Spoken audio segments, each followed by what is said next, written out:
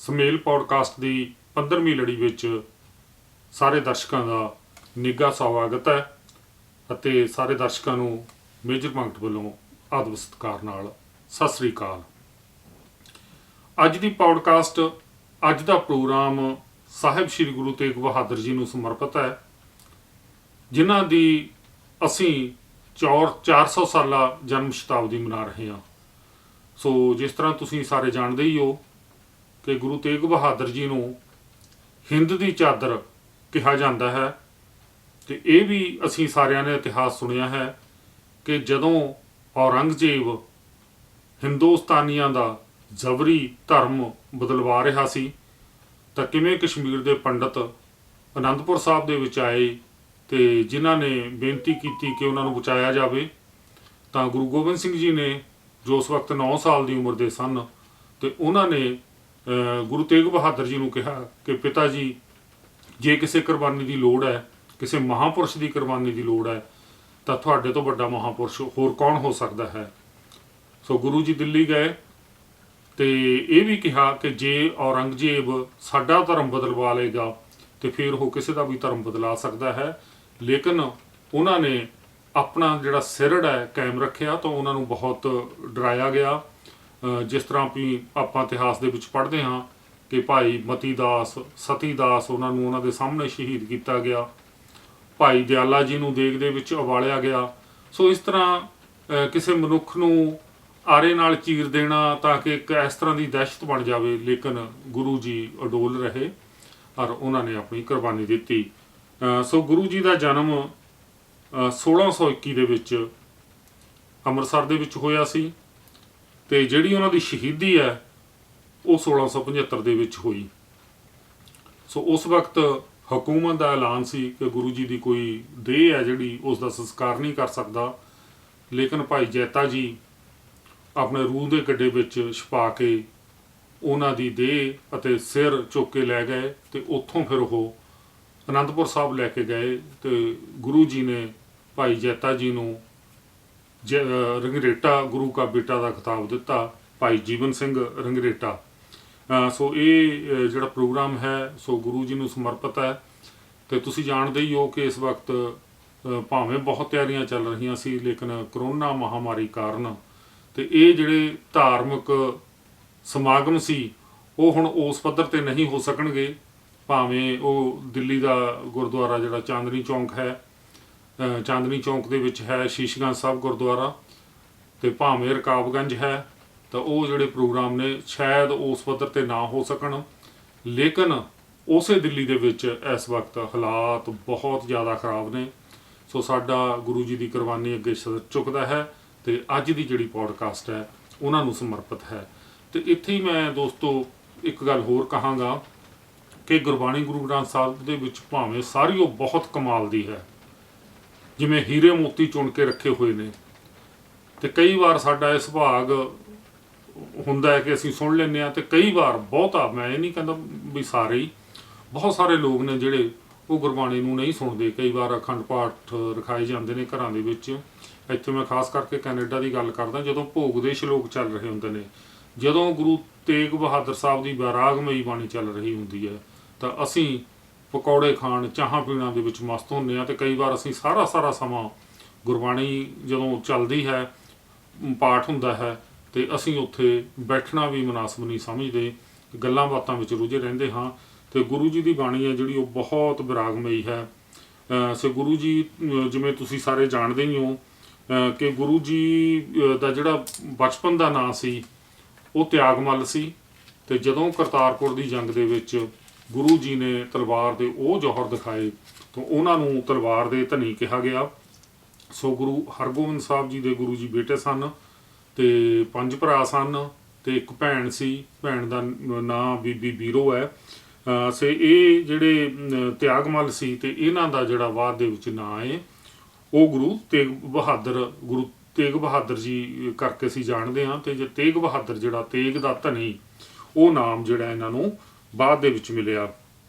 ਸੋ ਇਸ ਪ੍ਰਕਾਰ ਦੋਸਤੋ ਇਹ ਕੁਰਬਾਨੀ ਹੈ ਜਿਹੜੀ ਉਹ ਬਹੁਤ ਭਲਾਈ ਯਾਦ ਰੱਖਣ ਵਾਲੀ ਹੈ, ਕਦੀ ਵੀ ਭੁਲਾਈ ਨਹੀਂ ਜਾ ਸਕਦੀ। ਸੋ ਹੋਰ ਆਪਾਂ ਇਸ ਪ੍ਰੋਗਰਾਮ ਨੂੰ ਅੱਗੇ ਤੋਰਦੇ ਹੋਏ ਆਪਾਂ ਹੋਰ ਗੱਲ ਕਰਾਂਗੇ। ਸੋ ਜੇ ਆਪਾਂ ਗੁਰੂ ਜੀ ਦੇ ਭੈਣਾਂ ਭਰਾਵਾਂ ਦੀ ਜਿਵੇਂ ਗੱਲ ਕਰੀ ਸੀ, ਕਿਉਂਕਿ ਅਸੀਂ ਇਤਿਹਾਸ ਤੋਂ ਕਈ ਵਾਰ ਵਾਕਫ ਨਹੀਂ ਹੁੰਦੇ, ਤਾਂ ਕਈ ਵਾਰ ਸਾਨੂੰ ਜਿਹੜੀਆਂ ਚੀਜ਼ਾਂ ਦਾ ਪਤਾ ਨਹੀਂ ਲੱਗਦਾ ਕਿ ਕੀ ਹੋਇਆ ਸੀ। ਤੇ ਗੁਰੂ ਜੀ ਦਾ ਜਿਹੜਾ ਭਰਾ ਸਨ, ਉਹਨਾਂ ਦਾ ਵੀ ਮੈਂ ਨਾਂ ਤੁਹਾਨੂੰ ਦੱਸ ਦੇਵਾਂ। ਉਹ ਸਨ ਬਾਬਾ ਗੁਰਦਿੱਤਾ ਜੀ, ਅਨੀ ਰਾਏ, ਅਤੁਲ ਰਾਏ, ਸੂਰਜਮਲ ਅਤੇ ਤਿਆਗਮਲ। ਤੇ ਇਹਨਾਂ ਦੇ ਮਾਤਾ ਜੀ ਸਨ ਮਾਤਾ ਗੁਜਰੀ ਜੀ, ਤੇ ਜਿਨ੍ਹਾਂ ਨੇ ਪਰਿਵਾਰ ਨੂੰ ਸੰਸਕਾਰ ਦਿੱਤੇ, ਇੰਨੇ ਅੱਛੇ ਸੰਸਕਾਰ ਦਿੱਤੇ ਕਿ ਸਾਹਿਬਜ਼ਾਦੇ ਜਦੋਂ ਉਹਨਾਂ ਦੀ ਕੁਰਬਾਨੀ ਹੁੰਦੀ ਹੈ ਤਾਂ ਅਸੀਂ ਦੇਖਦੇ ਹਾਂ ਸੋ ਕਿਵੇਂ ਉਹ ਜ਼ੁਲਮ ਦੇ ਖਿਲਾਫ ਅਡੋਲ ਰਹਿੰਦੇ ਨੇ, ਤੇ ਛੋਟੀ ਛੋਟੀ ਉਮਰ ਦੇ ਵਿੱਚ ਵੀ ਉਹ ਨਹੀਂ ਡੋਲਦੇ।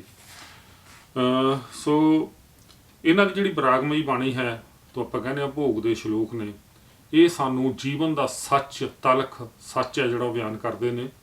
ਸੋ ਕਿਵੇਂ ਇਸ ਬਾਣੀ ਦਾ ਨਿਚੋੜ ਇਹ ਹੈ ਕਿ ਮਨੁੱਖ ਨੂੰ ਭਾਵੇਂ ਉਹ ਜਿੰਨਾ ਮਰਜ਼ੀ ਪੈਸਾ ਕਮਾ ਲਵੇ, ਭਾਵੇਂ ਉਹ ਜਿੱਡੇ ਮਰਜ਼ੀ ਰਿਸ਼ਤੇ ਪਾਲ ਲਵੇ, ਤਾਂ ਜੋ ਇਨਸਾਨ ਇਸ ਧਰਤੀ ਤੇ ਆਇਆ ਹੈ, ਜਿਸ ਨੇ ਜਨਮ ਲਿਆ ਹੈ, ਉਸ ਨੇ ਇੱਕ ਦਿਨ ਜਾਣਾ ਹੀ ਜਾਣਾ ਹੈ। ਭਾਵੇਂ ਉਹ ਰਾਵਣ ਹੋਵੇ, ਭਾਵੇਂ ਕੋਈ ਅਰਬਾਂਪਤੀ ਕਰੋੜਾਂਪਤੀ ਹੋਵੇ, ਤਾਂ ਉਸਨੇ ਇੱਕ ਧੇਲਾ ਵੀ, ਇੱਕ ਪੈਸਾ ਵੀ ਨਾਲ ਲੈ ਕੇ ਨਹੀਂ ਜਾਣਾ। ਸੋ ਇਸ ਕਰਕੇ ਜਿਹੜਾ ਜੀਵਨ ਹੈ ਉਸ ਨੂੰ ਸਾਰਥਕ ਬਣਾਉਣ ਲਈ ਸਾਨੂੰ ਚੰਗੇ ਕੰਮ ਕਰਨੇ ਚਾਹੀਦੇ ਨੇ, ਤੇ ਤਾਂ ਹੀ ਸਾਡਾ ਜਿਹੜਾ ਇਹ ਜੀਵਨ ਹੈ ਉਹ ਸਫਲ ਹੋ ਸਕਦਾ ਹੈ। ਲੇਕਿਨ ਦੋਸਤੋ, ਅਸੀਂ ਇਹਨਾਂ ਚੀਜ਼ਾਂ ਤੇ ਅਮਲ ਨਹੀਂ ਕਰਦੇ। ਸੋ ਪ੍ਰੋਗਰਾਮ ਦੇ ਵਿੱਚ ਆਪਾਂ, ਤੁਹਾਨੂੰ ਪਤਾ ਹੈ ਕਿ ਆਪਾਂ ਹੋਰ ਸੈਗਮੈਂਟਸ ਵੀ ਤੁਹਾਡੇ ਨਾਲ ਕਰਦੇ ਹਾਂ। ਸੋ ਇੱਕ ਉਦਾਸੀ ਭਰੀ ਖਬਰ ਹੈ ਜਿਹਨੇ ਮਨ ਨੂੰ ਝੰਜੋੜ ਕੇ ਰੱਖ ਦਿੱਤਾ। ਤੇ ਪਿਛਲੇ ਹਫ਼ਤੇ ਸਾਡੇ ਬਹੁਤ ਹੀ ਨਾਮਵਰ ਕਹਾਣੀਕਾਰ ਸ਼੍ਰੀ ਪ੍ਰੇਮ ਗੋਰਖੀ ਜੀ, ਉਹ ਸਾਡੇ ਵਿਚਕਾਰ ਨਹੀਂ ਰਹੇ।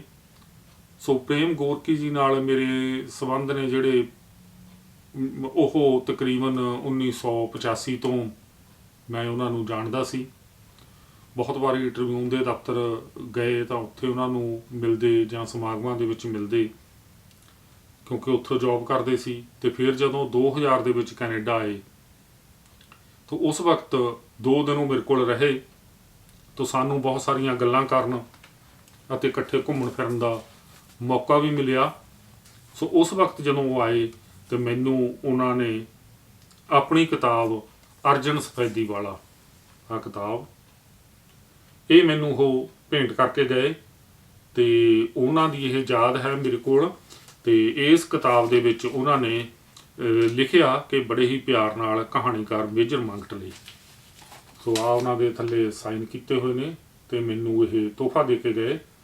ਤੋ ਉਹਨਾਂ ਦੀਆਂ ਕਹਾਣੀਆਂ ਜਿਹੜੀਆਂ ਸਨ ਕਮਾਲ ਦੀਆਂ ਸਨ। ਜਦੋਂ ਤੋਂ ਉਹ ਨਾਗਮਣੀ ਜਾਂ ਹੋਰ ਪਰਚਿਆਂ ਦੇ ਵਿੱਚ ਛਪਦੇ ਸੀ ਤੇ ਮੈਂ ਵੀ ਉਹਨਾਂ ਨੂੰ ਪੜ੍ਹਦਾ ਸੀ ਤੇ ਉਹਨਾਂ ਦੀਆਂ ਕਿਤਾਬਾਂ ਵੀ ਪੜ੍ਹੀਆਂ। ਸੋ ਗੋਰਖੀ ਸਾਹਿਬ ਦਾ ਜਨਮ 15 ਜੂਨ 1947 ਨੂੰ ਹੋਇਆ, ਤੇ ਵਿਛੋੜਾ ਤੁਹਾਨੂੰ ਪਤਾ ਹੀ ਹੈ ਕਿ 24 ਅਪ੍ਰੈਲ 2021 ਨੂੰ ਹੋ ਗਿਆ। ਸੋ ਉਹਨਾਂ ਦੀਆਂ ਜਿਹੜੀਆਂ ਕਿਤਾਬਾਂ ਸੀ ਉਹਨਾਂ ਦਾ ਮੈਂ ਜ਼ਿਕਰ ਕਰਨਾ ਚਾਹਾਂਗਾ। ਸੋ ਮਿੱਟੀ ਰੰਗੇ ਲੋਕ, ਜੀਣ ਮਰਨ, ਅਰਜਨ ਸਫੈਦੀ ਵਾਲਾ, ਧਰਤ ਪੁੱਤਰ, ਤਿੱਤਰ ਖੰਭੀ ਜੂ, ਵਣ ਵੇਲਾ, ਬੁੱਢੀ ਰਾਤ ਤੇ ਸੂਰਜ, ਆਪੋ ਆਪਣੇ ਗਨਾਹ। ਸੋ ਇਸੇ ਤਰ੍ਹਾਂ ਉਹਨਾਂ ਦੀ ਜਿਹੜੀ ਸਵੈ ਜੀਵਨੀ ਹੈ, ਇੱਕ ਗੈਰ ਹਾਜ਼ਰ ਆਦਮੀ, ਸੋ ਇਹ ਵੀ ਕਾਫੀ ਸਾਹਿਤਕ ਹਲਕਿਆਂ ਦੇ ਵਿੱਚ ਮਸ਼ਹੂਰ ਹੋਈ। ਤੇ ਉਹਨਾਂ ਨੇ ਕਹਾਣੀਆਂ ਤਾਂ ਲਿਖੀਆਂ ਹੀ ਤੇ ਨਾਵਲਟ ਵੀ ਲਿਖੇ। ਸੋ ਬੜੇ ਚੰਗੇ ਇਨਸਾਨ ਸਨ, ਡਾਊਨ ਟੂ ਅਰਥ ਸਨ, ਨਵੇਂ ਲਿਖਣ ਵਾਲਿਆਂ ਨੂੰ ਹਮੇਸ਼ਾ ਉਤਸ਼ਾਹਿਤ ਕਰਦੇ ਸਨ, ਤੇ ਉਹਨਾਂ ਦੇ ਵਿੱਚ ਕੋਈ ਕਿਸੇ ਕਿਸਮ ਦੀ ਵੀ ਈਗੋ ਨਹੀਂ ਸੀ। ਸੋ ਉਹਨਾਂ ਦਾ ਤੁਰ ਜਾਣਾ ਸੋ ਸਾਰੇ ਪੰਜਾਬੀ ਸਾਹਿਤ ਨੂੰ, ਸਾਹਿਤਕਾਰਾਂ ਨੂੰ ਝੰਜੋੜ ਕੇ ਰੱਖ ਗਿਆ, ਤੇ ਇੱਕ ਬੜਾ ਖਿਲਾਅ ਹੈ ਜਿਹੜਾ ਉਹ ਮਹਿਸੂਸ ਕੀਤਾ ਜਾ ਰਿਹਾ ਹੈ। ਤੇ ਨਾਲ ਅਸੀਂ ਇਹ ਵੀ ਗੱਲ ਕਰਾਂਗੇ ਕਿ ਜਿਸ ਤਰ੍ਹਾਂ ਤੁਸੀਂ ਜਾਣਦੇ ਹੋ, ਜਦੋਂ ਸੋਸ਼ਲ ਮੀਡੀਆ 'ਤੇ ਉਹਨਾਂ ਬਾਰੇ ਲਿਖਿਆ ਜਾ ਰਿਹਾ ਸੀ, ਸੋ ਜਿਹੜੇ ਵੱਡੇ ਇਨਾਮ ਸਨਮਾਨ ਨੇ ਉਹ ਗੋਰਖੀ ਸਾਹਿਬ ਨੂੰ, ਜਿਵੇਂ ਸਾਡੇ ਪਾਠਕ ਚਾਹੁੰਦੇ ਸੀ ਕਿ ਉਹਨਾਂ ਨੂੰ ਸਾਹਿਤ ਅਕਾਡਮੀ ਵਰਗਾ ਪੁਰਸਕਾਰ ਮਿਲਣਾ ਚਾਹੀਦਾ ਸੀ, ਲੇਕਿਨ ਨਹੀਂ ਮਿਲਿਆ। ਸੋ ਮੈਂ ਜ਼ਿਆਦਾ ਨਹੀਂ ਕਹਿਣਾ, ਤੁਹਾਨੂੰ ਪਤਾ ਹੀ ਹੈ ਕਿ ਸਾਡੇ ਉੱਥੇ ਪੁਰਸਕਾਰ ਕਿਵੇਂ ਮਿਲਦੇ ਨੇ ਸੀ, ਕਿਵੇਂ ਜਿਹੜੇ ਜੁਗਾੜੂ ਬੰਦੇ ਨੇ, ਕਿਵੇਂ ਜਿਹੜੇ ਵਾਕਫੀਤਾ ਨਿਭਾਉਣ ਵਾਲੇ ਨੇ, ਕਿਵੇਂ ਜਿਹੜੇ ਵੱਡੇ ਵੱਡੇ ਤੋਹਫਿਆਂ ਦੇਣ ਵਾਲੇ ਬੰਦੇ ਨੇ, ਸੋ ਉਹ ਲੈ ਜਾਂਦੇ ਨੇ, ਉਹ ਅੱਗੇ ਰਹਿ ਜਾਂਦੇ ਨੇ, ਤੇ ਜਿਹੜੇ ਯੋਗ ਬੰਦੇ ਨੇ, ਜਿਹੜੇ ਵਧੀਆ ਲਿਖਣ ਵਾਲੇ ਹੁੰਦੇ ਨੇ, ਸੋ ਕਿਸ ਤਰ੍ਹਾਂ ਉਹ ਪਿੱਛੇ ਰਹਿ ਜਾਂਦੇ ਨੇ। ਸੋ ਇਸ ਜਿਹੜੀ ਟੀਰ ਹੈ ਕਲਾ ਨੂੰ ਨਾ ਪਛਾਣਨ ਦੀ ਗੱਲ, ਤਾਂ ਉਹਦੇ ਗੋਰਖੀ ਸਾਹਿਬ ਵੀ ਸ਼ਿਕਾਰ ਹੋਏ। ਲੇਕਿਨ ਜਿਸ ਤਰ੍ਹਾਂ ਲੋਕਾਂ ਨੇ ਪਿਆਰ ਦਿਖਾਇਆ ਸੋਸ਼ਲ ਮੀਡੀਆ ਤੇ, ਜਿਸ ਤਰ੍ਹਾਂ ਜਾ ਕੇ ਉਹਨਾਂ ਦੇ ਬਾਰੇ ਲੋਕਾਂ ਨੇ ਉਹਨਾਂ ਨੂੰ ਯਾਦ ਕੀਤਾ, ਸੋ ਮੈਂ ਸਮਝਦਾ ਹਾਂ ਕਿ ਇੱਕ ਲੇਖਕ ਲਈ ਇਹ ਸਭ ਤੋਂ ਵੱਡਾ ਸਨਮਾਨ ਹੈ ਜਿਹੜਾ ਗੋਰਕੀ ਸਾਹਿਬ ਨੂੰ ਮਿਲਿਆ। ਸੋ ਦੋਸਤੋ, ਪਿਛਲੇ ਦਿਨੀ ਲਾਸ ਐਂਜਲਸ ਦੇ ਵਿੱਚ 93ਵਾਂ ਆਸਕਰ ਜਿਹੜਾ ਅਵਾਰਡ ਆ ਉਹ ਹੋਏ, ਤੇ ਇਸ ਅਵਾਰਡ ਦੇ ਵਿੱਚ ਜਿਹੜੀਆਂ ਫਿਲਮਾਂ ਚੁਣੀਆਂ ਜਾਂਦੀਆਂ ਨੇ, ਸੋ ਉਹਨਾਂ ਦੇ ਵਿੱਚੋਂ ਜਿਹੜੀ ਬੈਸਟ ਫਿਲਮ ਸੀ ਉਹ ਨੋਮੈਡਲੈਂਡ, ਇਹਨੂੰ ਬੈਸਟ ਫਿਲਮ ਐਲਾਨਿਆ ਗਿਆ। ਸੋ ਇਸੇ ਪ੍ਰਕਾਰ ਜਿਹੜਾ ਬੈਸਟ ਐਕਟਰ ਸੀ ਉਹ ਮੈਕਡੋਰਮੈਂਡ ਐਂਡ ਐਂਟਨੀ ਹੌਪਕਿੰਸਨ, ਸੋ ਇਹ ਜਿਹੜੇ ਬੈਸਟ ਐਕਟਰ ਸੀ ਉਹ ਐਲਾਨੇ ਗਏ। ਸੋ ਬੈਸਟ ਸਪੋਰਟਸ ਐਕਟਰ ਦੇ ਤੌਰ ਤੇ ਜੁਲ ਯੁੰਗ ਸਾਊਥ ਕੋਰੀਆ ਤੋਂ ਸੀ, ਪਹਿਲੀ ਵਾਰ ਕੋਈ ਸਾਊਥ ਕੋਰੀਅਨ ਐਕਟਰ ਇਸ ਦੌੜ ਦੇ ਵਿੱਚ ਸ਼ਾਮਲ ਹੋਇਆ ਤੇ ਬੈਸਟ ਸਪੋਰਟਸ ਐਕਟਰ ਦਾ ਪ੍ਰਾਈਜ਼ ਉਹਨੇ ਜਿੱਤਿਆ। ਸੋ ਜਿਹੜਾ ਬੈਸਟ ਡਾਇਰੈਕਟਰ ਸੀ ਉਹ ਜਾਹੋ ਚੀਨ ਬੀਜਿੰਗ ਤੋਂ ਇਹ ਜਿਹੜੀ ਡਾਇਰੈਕਟਰ ਸੀਗੀ, ਸੋ ਉਹਨੇ ਜਿਹੜਾ ਹੈ ਪੁਰਸਕਾਰ ਜਿੱਤਿਆ ਬੈਸਟ ਡਾਇਰੈਕਟਰ ਦਾ। ਸੋ ਉੱਥੇ ਜਿਹੜਾ ਸੈੱਟ ਲਾਇਆ ਗਿਆ ਸੀ ਜਿੱਥੇ ਐਕਟਰ ਜਾਂਦੇ ਸੀ, ਪੁਰਸਕਾਰ ਪ੍ਰਾਪਤ ਕਰਦੇ ਸੀ ਜਾਂ ਆਪਦੇ ਲਫ਼ਜ਼ ਬੋਲਦੇ ਸੀ, ਉਹ ਇਸ ਤਰ੍ਹਾਂ ਸੈੱਟ ਕੀਤਾ ਗਿਆ ਸੀ। ਸੋ ਉਸ ਦਾ ਨਾਮ ਰੱਖਿਆ ਗਿਆ ਸੀ ਯੂਨੀਅਨ ਸਟੇਸ਼ਨ। ਸੋ ਉਹ ਯੂਨੀਅਨ ਸਟੇਸ਼ਨ ਸਾਡੇ ਇੱਥੇ ਟੋਰਾਂਟੋ ਦੇ ਵਿੱਚ ਹੈ, ਉਹਦੇ ਵਾਂਗ ਡਿਜ਼ਾਈਨ ਕੀਤਾ ਗਿਆ ਸੀ। ਸੋ ਬੜਾ ਕਮਾਲ ਦਾ ਸੈੱਟ ਸੀ। ਸੋ ਤੁਸੀਂ ਉਹ ਪੁਰਸਕਾਰ ਦੇਖੇ ਹੋਣੇ ਨੇ। ਤੇ ਮੇਰਾ ਇੱਥੇ ਗੱਲ ਕਰਨ ਦਾ ਮਕਸਦ ਇਹ ਹੈ ਕਿ ਸਾਡੇ ਭਾਰਤੀ ਮੂਲ ਦੀਆਂ ਫਿਲਮਾਂ ਵੀ ਕਈ ਵਾਰ ਜਾਂਦੀਆਂ ਨੇ, ਪਰ ਕਦੇ ਜਿਹੜੀਆਂ ਦੂਸਰੀਆਂ ਭਾਸ਼ਾਵਾਂ ਦੀਆਂ ਫਿਲਮਾਂ ਨੇ ਉਹਨਾਂ ਦੇ ਵਿੱਚ ਉਹ ਅੱਗੇ ਨਹੀਂ ਆਈਆਂ। ਸੋ ਇਸ ਵਾਰ ਵੀ ਦੀਪਾ ਮਹਿਤਾ ਦੀ ਜਿਹੜੀ ਫਿਲਮ ਹੈ ਫਨੀ ਬੁਆਏ, ਸੋ ਉਸ ਨੂੰ ਵੀ ਦਾਖਲ ਕੀਤਾ ਗਿਆ ਸੀ, ਲੇਕਿਨ ਉਹ ਉਸ ਦੌੜ ਦੇ ਵਿੱਚ ਨਹੀਂ ਆਈ। ਤਾਂ ਮੈਂ ਕਈ ਵਾਰ ਸੋਚਦਾ ਹਾਂ ਕਿ ਕਦੇ ਕੋਈ ਅਜਿਹਾ ਮੌਕਾ ਆਵੇਗਾ ਕਿ ਸਾਡੀ ਕੋਈ ਪੰਜਾਬੀ ਦੀ ਫਿਲਮ ਇਸ ਲੈਵਲ ਤੇ, ਦੁਨੀਆ ਦੀ ਇਸ ਪੱਧਰ ਤੇ ਜਿਸ ਦਾ ਜ਼ਿਕਰ ਹੋਵੇਗਾ, ਨੋਮੀਨੇਟ ਹੋਵੇਗੀ ਜਾਂ ਪੁਰਸਕਾਰ ਪ੍ਰਾਪਤ ਕਰੇਗੀ, ਤਾਂ ਹੋ ਸਕਦਾ ਹੈ ਅਜਿਹਾ ਭਵਿੱਖ ਦੇ ਵਿੱਚ ਹੋ ਸਕੇ। ਸੋ ਦੋਸਤੋ, ਉਮੀਦ ਕਰਦਾ ਹਾਂ ਤੁਹਾਨੂੰ ਜਿਹੜਾ ਅੱਜ ਦਾ ਪ੍ਰੋਗਰਾਮ ਹੈ ਉਹ ਚੰਗਾ ਲੱਗ ਰਿਹਾ ਹੋਵੇਗਾ। ਸੋ ਇਸ ਦੇ ਨਾਲ ਹੀ ਆਪਾਂ ਗੱਲ ਕਰ ਰਹੇ ਸੀਗੇ ਕਿ ਸਾਡੇ ਜਦੋਂ ਅਸੀਂ ਘਰਾਂ ਦੇ ਵਿੱਚ ਪਾਠ ਕਰਾਉਂਦੇ ਹਾਂ ਜਾਂ ਅਸੀਂ ਗੁਰਦੁਆਰਾ ਸਾਹਿਬਾਨ ਦੇ ਵਿੱਚ ਜਾਂਦੇ ਹਾਂ, ਤਾਂ ਜਿਹੜਾ ਸਾਡਾ ਧਿਆਨ ਹੈ ਜ਼ਿਆਦਾ ਉਹ ਗੱਲਾਂ ਬਾਤਾਂ 'ਤੇ ਜਾਂ ਲੰਗਰ ਛਕਣ 'ਚ ਜਾਂ ਇੱਧਰ ਉੱਧਰ ਜ਼ਿਆਦਾ ਰਹਿੰਦਾ ਹੈ। ਅਸੀਂ ਗੁਰਬਾਣੀ ਬਾਰੇ ਬਹੁਤਾ ਧਿਆਨ ਨਹੀਂ ਕਰਦੇ। ਜੇ ਅਸੀਂ ਕਰਦੇ ਹੁੰਦੇ ਤਾਂ ਜ਼ਰੂਰ ਸਾਡੀ ਜ਼ਿੰਦਗੀ ਦੇ ਵਿੱਚ ਅਮਲ ਦੇ ਵਿੱਚ ਇਹ ਗੱਲਾਂ ਆਉਂਦੀਆਂ। ਸੋ ਮੈਂ ਇੱਥੇ ਗੱਲ ਇਸ ਕਰਕੇ ਕਰਨੀ ਚਾਹੁੰਦਾ ਹਾਂ ਕਿ ਬਾਰ-ਬਾਰ ਸਾਡੇ ਪੰਜਾਬੀਆਂ ਦਾ ਨਾਂ, ਜਿਨ੍ਹਾਂ ਨੂੰ ਮਿਹਨਤਕਸ਼ ਲੋਕ ਕਿਹਾ ਜਾਂਦਾ ਸੀ, ਜੋ ਆਪਣੀ ਮਿਹਨਤ ਨਾਲ ਵਿਦੇਸ਼ਾਂ ਦੇ ਵਿੱਚ ਸੈੱਟ ਹੋਏ, ਬੜੇ ਬੜੇ ਬਿਜ਼ਨਸ ਖੋਲ੍ਹੇ, ਵੱਡੇ ਵੱਡੇ ਪੋਲੀਟਿਕਸ ਦੇ ਵਿੱਚ ਅੱਗੇ ਗਏ।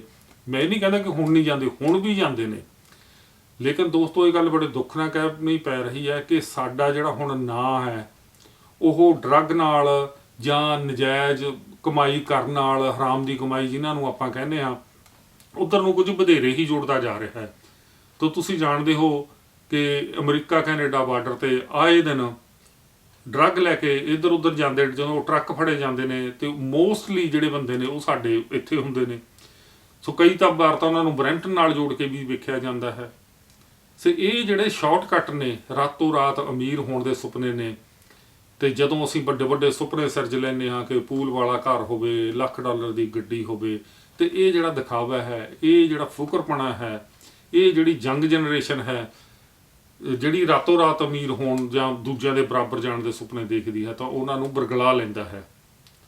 ਤੇ ਜਦੋਂ ਸਾਨੂੰ ਸਾਰਿਆਂ ਨੂੰ ਪਤਾ ਹੈ ਕਿ ਅਸੀਂ ਉਹੀ 2 ਰੋਟੀਆਂ ਖਾਣੀਆਂ ਨੇ, ਉਹੀ 8 ਘੰਟੇ ਦੀ ਨੀਂਦ ਸੌਣੀ ਹੈ, ਤੇ ਜੇ ਸਾਡੀ ਰੋਟੀ ਵੀ ਚੈਨ ਨਾਲ ਨਾ ਖਾਧੀ ਜਾ ਸਕੇ, ਜੇ ਸਾਡਾ ਬਿਸਤਰਾ ਵੀ ਸਾਨੂੰ ਸੂਲਾਂ ਵਰਗਾ ਲੱਗੇ, ਤੇ ਜੇ ਸਾਨੂੰ ਹਮੇਸ਼ਾ ਇਹ ਡਰ ਬਣਿਆ ਰਹੇ ਕਿ ਪੁਲਿਸ ਨੇ ਕਦੇ ਵੀ ਸਾਨੂੰ ਘਰੋਂ ਚੁੱਕ ਲੈਣਾ ਜਾਂ ਕਿਸੇ ਨੇ ਸਾਨੂੰ ਗੋਲੀ ਮਾਰ ਦੇਣੀ ਹੈ, ਤਾਂ ਫਿਰ ਦੋਸਤੋ ਇਹੋ ਜਿਹਾ ਜੀਵਨ ਜੀਣ ਦਾ ਕੀ ਫਾਇਦਾ ਹੈ।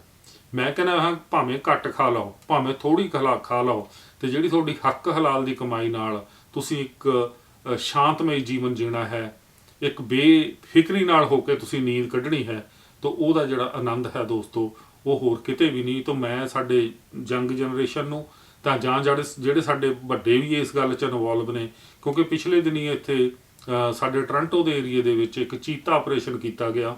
ਸੋ ਜਿਹਦੇ ਵਿੱਚ 19 ਬੰਦੇ ਪੰਜਾਬੀ ਸਨ। ਤਕਰੀਬਨ 27 ਦੇ ਕਰੀਬ ਹੈ ਜਿਹੜਾ ਉਹ ਗੈਂਗ ਜਿਹੜਾ ਫੜਿਆ ਗਿਆ, ਜਿਹੜਾ ਡਰੱਗ ਸਪਲਾਈ ਕਰਦਾ ਸੀ, ਇੱਧਰ ਉੱਧਰ ਕਰਦਾ ਸੀ।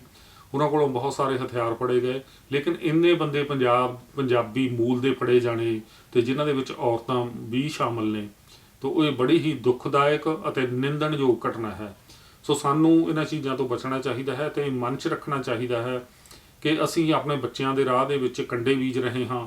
ਅਸੀਂ ਜੇਲ੍ਹਾਂ ਦੇ ਵਿੱਚ ਰੁਲਾਂਗੇ ਤਾਂ ਸਾਡੇ ਬੱਚਿਆਂ ਦਾ ਭਵਿੱਖ ਕੀ ਹੋਵੇਗਾ, ਤੇ ਇਹ ਜਿਹੜੀ ਹਰਾਮ ਦੀ ਕਮਾਈ ਹੈ ਤੇ ਇਹਦੇ ਨਾਲ ਅਸੀਂ ਕਿੰਨੇ ਕੁ ਵਧੀਆ ਨਾਗਰਿਕ ਹੈ ਉਹ ਜੋ ਪੈਦਾ ਕਰ ਸਕਾਂਗੇ।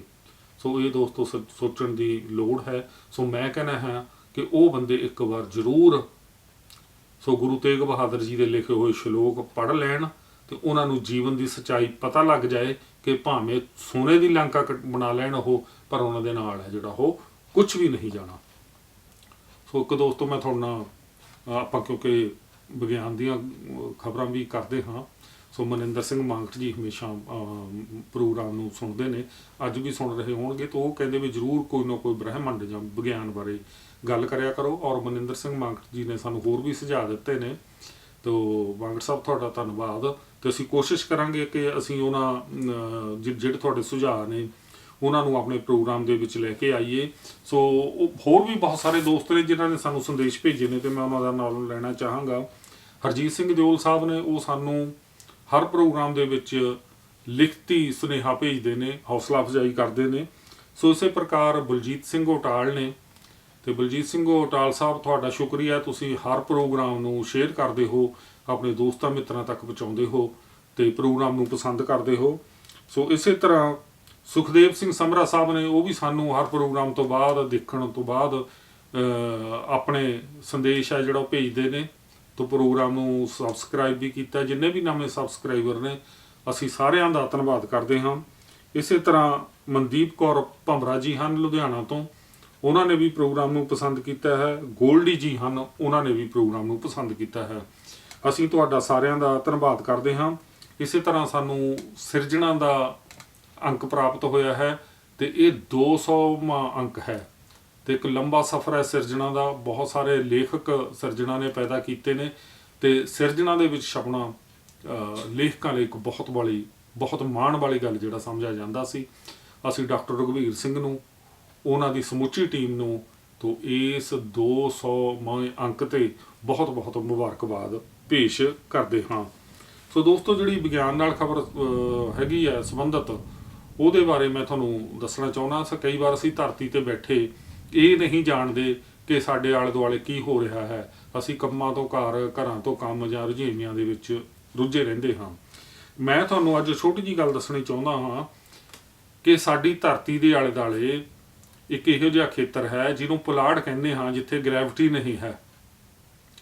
ਤੇ ਸਾਡੇ ਬਹੁਤ ਸਾਰੇ ਜਿਹੜੇ ਸੈਟੇਲਾਈਟ ਨੇ, ਜਿਸ ਤਰ੍ਹਾਂ ਇੰਟਰਨੈਸ਼ਨਲ ਸਪੇਸ ਸਟੇਸ਼ਨ ਹੈ ਜਾਂ ਹੋਰ ਬਹੁਤ ਸਾਰੇ ਸੈਟੇਲਾਈਟ ਨੇ, ਉਹ ਉਸ ਏਰੀਏ ਦੇ ਵਿੱਚ ਘੁੰਮਦੇ ਨੇ ਧਰਤੀ ਦੇ ਆਲੇ ਦੁਆਲੇ। ਧਰਤੀ ਦੀ ਗ੍ਰੈਵਿਟੀ ਨਾਲ ਮਤਲਬ ਜਿਹੜਾ ਹੈਗਾ ਉਹ ਘੁੰਮਦੇ ਨੇ ਤੇ ਉੱਥੇ ਜਿਹੜਾ ਏਰੀਆ ਹੈਗਾ ਨਾ, ਉਹਦੇ ਵਿੱਚ ਜਿਹੜੇ ਸਾਡੇ ਇੱਥੋਂ ਉਪਗ੍ਰਹਿ ਗਏ ਜਾਂ ਬਹੁਤ ਸਾਰੀ ਜਿਹੜੀ ਉਹਨਾਂ 'ਚ ਸਮੱਗਰੀ ਜਾਂਦੀ ਹੈ, ਉਹਨੂੰ ਕੀ ਕੀਤਾ ਜਾਂਦਾ ਹੈ ਕਿ ਉਹਨੂੰ ਬਾਹਰ ਸੁੱਟ ਦਿੱਤਾ ਜਾਂਦਾ ਹੈ। ਉਹ ਬਾਹਰ ਸੁੱਟ ਦਿੱਤਾ ਜਾਂਦਾ ਹੈ। ਉਹ ਜਿਹੜਾ ਜੰਕ ਹੈ, ਉਹ ਜਿਹੜਾ ਗਾਰਬੇਜ ਹੈ, ਉਹ ਨਾ ਤਾਂ ਥੱਲੇ ਆਉਂਦਾ ਹੈ ਕਿਉਂਕਿ ਉੱਥੇ ਗ੍ਰੈਵਿਟੀ ਹੈ ਨਹੀਂ ਗੀ, ਤੇ ਨਾ ਉਹ ਉੱਪਰ ਜਾਂਦਾ ਹੈ। ਉਹ ਧਰਤੀ ਦਾ ਜਿਹੜਾ ਚੱਕਰ ਆਲੇ ਦੁਆਲੇ ਲਵਾਉਂਦਾ ਹੈ, ਜਿਹੜਾ ਗ੍ਰਹਿਪੰਧ ਕਹਿ ਲਓ ਧਰਤੀ ਦਾ, ਉਹਦੇ ਵਿੱਚ ਉਹ ਘੁੰਮਦਾ ਰਹਿੰਦਾ ਹੈ। ਸੋ ਤੁਸੀਂ ਇਸ ਗੱਲ ਨੂੰ ਜਾਣ ਕੇ ਹੈਰਾਨ ਹੋਵੋਗੇ ਕਿ 128 ਮਿਲੀਅਨ ਦੇ ਕਰੀਬ ਨਿੱਕੇ ਟੁਕੜੇ ਜਿਨ੍ਹਾਂ ਦਾ ਆਕਾਰ 1 ਸੈਂਟੀਮੀਟਰ ਹੈ, ਉਹ ਸਪੇਸ ਦੇ ਵਿੱਚ ਘੁੰਮ ਰਹੇ ਨੇ। ਸੋ ਇਸੇ ਪ੍ਰਕਾਰ 9 ਲੱਖ ਟੁਕੜੇ ਉਹ ਨੇ ਜਿਨ੍ਹਾਂ ਦਾ ਆਕਾਰ ਤਕਰੀਬਨ 10 ਸੈਂਟੀਮੀਟਰ ਦੇ ਕਰੀਬ ਹੈ, ਔਰ 34,000 ਦੇ ਕਰੀਬ ਜਿਹੜੇ ਵੱਡੇ ਟੁਕੜੇ ਨੇ ਜਿਹੜਾ ਇਹ ਜੰਕ ਘੁੰਮ ਰਿਹਾ ਹੈ। ਤੇ ਦੋਸਤੋ, ਧਰਤੀ ਦੇ ਗ੍ਰਹਿਪੰਧ ਦੇ ਵਿੱਚ ਇਹ ਘੁੰਮ ਰਹੇ ਟੁਕੜੇ ਕਿਸੇ ਵਕਤ ਵੀ ਕਿਸੇ ਬਹੁਤ ਵੱਡੇ ਹਾਦਸੇ ਦਾ ਕਾਰਨ ਬਣ ਸਕਦੇ ਨੇ। ਅਗਰ ਸਾਡਾ ਕੋਈ ਉਪਗ੍ਰਹਿ ਨਸ਼ਟ ਹੋ ਜਾਂਦਾ ਹੈ ਤੇ ਜਿਹੜਾ ਸਾਡੇ ਸਿਗਨਲ, ਟੈਲੀਫੋਨਾਂ ਦੇ ਸਿਗਨਲ ਇੱਧਰ ਉੱਧਰ ਕਰਦਾ ਹੈ, ਜਾਂ ਸਾਡੇ ਟੈਲੀਵਿਜ਼ਨ ਦੇ ਪ੍ਰੋਗਰਾਮ ਆ ਰਹੇ ਨੇ ਸਾਡੇ ਜਿਹੜੇ ਰੇਡੀਓ ਦੇ ਸਿਗਨਲ ਨੇ ਆ ਰਹੇ ਨੇ, ਤਾਂ ਜਿਹੜਾ ਬਹੁਤ ਵੱਡਾ ਪ੍ਰੋਬਲਮ ਪੈਦਾ ਹੋ ਜਾਏਗੀ, ਤੇ ਜਾਂ ਸਾਡੇ GPS ਬੰਦ ਹੋ ਜਾਣਗੇ। ਇਸ ਦੇ ਨਾਲ ਨਾਲ ਇਹ ਕਿਸੇ ਵੀ ਚੀਜ਼ ਦੇ ਵਿੱਚ ਹਿੱਟ ਹੋ ਕੇ ਤਾਂ ਉਸ ਨੂੰ ਡੈਮੇਜ ਕਰ ਸਕਦੇ ਨੇ, ਤੇ ਅਗਰ ਉਹ ਚੀਜ਼ ਇਹਨਾਂ ਦੇ ਹਿੱਟ ਹੋਣ ਨਾਲ ਉੱਥੋਂ ਬਾਹਰ ਵੀ ਨਿਕਲ ਸਕਦੀ ਹੈ ਤੇ ਧਰਤੀ ਨੂੰ ਬਹੁਤ ਵੱਡਾ ਨੁਕਸਾਨ ਪਹੁੰਚਾ ਸਕਦੀ ਹੈ। ਸੋ 20,000 ਦੇ ਕਰੀਬ ਜਿਹੜੇ ਆਰਟੀਫਿਸ਼ੀਅਲ ਸੈਟੇਲਾਈਟ ਨੇ ਉਹ ਗ੍ਰਹਿਪੰਧ ਦੇ ਵਿੱਚ ਘੁੰਮ ਰਹੇ ਨੇ। ਸੋ ਇਸੇ ਪ੍ਰਕਾਰ 2218 ਸੈਟੇਲਾਈਟ ਨੇ ਜਿਹੜੇ ਉਹ ਘੁੰਮ ਰਹੇ ਨੇ।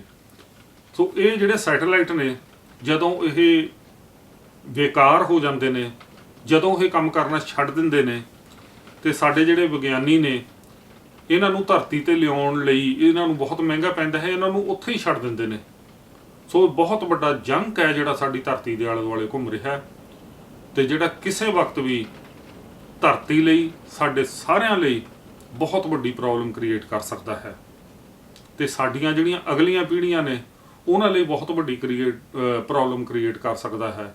ਕਿਉਂਕਿ ਕੱਲ੍ਹ ਨੂੰ, ਜਿਵੇਂ ਆਪਾਂ ਪਿਛਲੇ ਪ੍ਰੋਗਰਾਮ ਦੇ ਵਿੱਚ ਗੱਲ ਕੀਤੀ ਸੀ, ਕਿ ਕੱਲ੍ਹ ਨੂੰ ਜੇ ਤੁਸੀਂ ਸਪੇਸ ਦੇ ਵਿੱਚ ਜਾ ਰਹੇ ਹੋ, ਤੁਹਾਡਾ ਕੋਈ ਰਾਕਟ ਜਾ ਰਿਹਾ ਹੈ, ਜਾਂ ਤੁਸੀਂ ਕਿਸੇ ਤਰ੍ਹਾਂ ਦਾ ਵੀ ਕੋਈ ਕੈਪਸੂਲ ਉੱਪਰ ਜਾਂਦੇ ਨੇ, ਜਾਂ ਕੋਈ ਨਵਾਂ ਸੈਟੇਲਾਈਟ ਜਾਂਦਾ ਹੈ, ਇਹ ਅਰਬਾਂ ਖਰਬਾਂ ਦੀ ਕੀਮਤ ਨਾਲ ਤਿਆਰ ਹੋਏ ਇਹਨਾਂ ਸੈਟੇਲਾਈਟਾਂ ਨੂੰ, ਇਹਨਾਂ ਪੁਲਾੜੀ ਵਾਹਨਾਂ ਨੂੰ ਨੁਕਸਾਨ ਪਹੁੰਚਾ ਸਕਦੇ ਨੇ, ਜਾਨਾਂ ਲੈ ਸਕਦੇ ਨੇ। ਐਸਟਰੋਨੌਟ ਨੇ ਜਿਹੜੀਆਂ, ਉਹਨਾਂ ਦੀਆਂ ਜਾਨਾਂ ਵੀ ਜਾ ਸਕਦੀਆਂ ਨੇ ਜੇ ਕੋਈ ਇਸ ਤਰ੍ਹਾਂ ਦਾ ਹਾਦਸਾ ਵਾਪਰ ਜਾਂਦਾ ਹੈ। ਸੋ ਉਮੀਦ ਕਰਦਾ ਹਾਂ ਕਿ ਸਰਕਾਰਾਂ ਜਾਂ ਜਿਹੜੇ ਵਿਗਿਆਨੀ ਨੇ ਇਸ ਗੱਲ ਵੱਲ ਧਿਆਨ ਦੇਣਗੇ।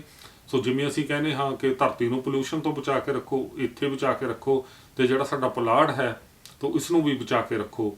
ਤਾਂ ਆਉਣ ਵਾਲੇ ਪ੍ਰੋਗਰਾਮਾਂ ਦੇ ਵਿੱਚ ਮੈਂ ਤੁਹਾਨੂੰ ਇਸ ਬਾਰੇ ਹੋਰ ਜਾਣਕਾਰੀ ਦੇਵਾਂਗਾ। ਸੋ ਉਮੀਦ ਕਰਦਾ ਹਾਂ ਦੋਸਤੋ ਕਿ ਤੁਹਾਨੂੰ ਅੱਜ ਦਾ ਪ੍ਰੋਗਰਾਮ ਚੰਗਾ ਲੱਗਿਆ ਹੋਵੇਗਾ। ਸੋ ਅੰਤ ਤੇ ਅਸੀਂ ਇੱਕ ਵਾਰ ਫੇਰ ਤੁਹਾਨੂੰ ਸ਼੍ਰੀ ਗੁਰੂ ਤੇਗ ਬਹਾਦਰ ਜੀ ਦੀ 400 ਸਾਲਾ ਜਨਮ ਸ਼ਤਾਬਦੀ ਤੇ ਬਹੁਤ ਬਹੁਤ ਮੁਬਾਰਕਬਾਦ ਦਿੰਦੇ ਹਾਂ, ਅਤੇ ਉਮੀਦ ਕਰਦੇ ਹਾਂ ਕਿ ਤੁਸੀਂ ਉਹਨਾਂ ਦੀ ਜਿਹੜੀ ਬਾਣੀ ਹੈ, ਉਹਨਾਂ ਦੇ ਜਿਹੜੇ ਵੈਰਾਗਮਈ ਸ਼ਲੋਕ ਨੇ, ਉਹਨਾਂ ਨੂੰ ਆਪਣੇ ਜੀਵਨ ਵਿੱਚ ਲਾਗੂ ਕਰਨ ਦੀ ਕੋਸ਼ਿਸ਼ ਕਰੋਗੇ। ਇੱਥੇ ਹੀ ਮੇਜਰ ਮੰਕ ਨੂੰ ਦਿਓ ਆਗਿਆ। ਸੋ ਮੇਰੇ ਵੱਲੋਂ ਸਾਰੇ ਦਰਸ਼ਕਾਂ ਨੂੰ ਅਦਬ ਸਤਿਕਾਰ ਨਾਲ ਸਤਿ ਸ੍ਰੀ ਅਕਾਲ।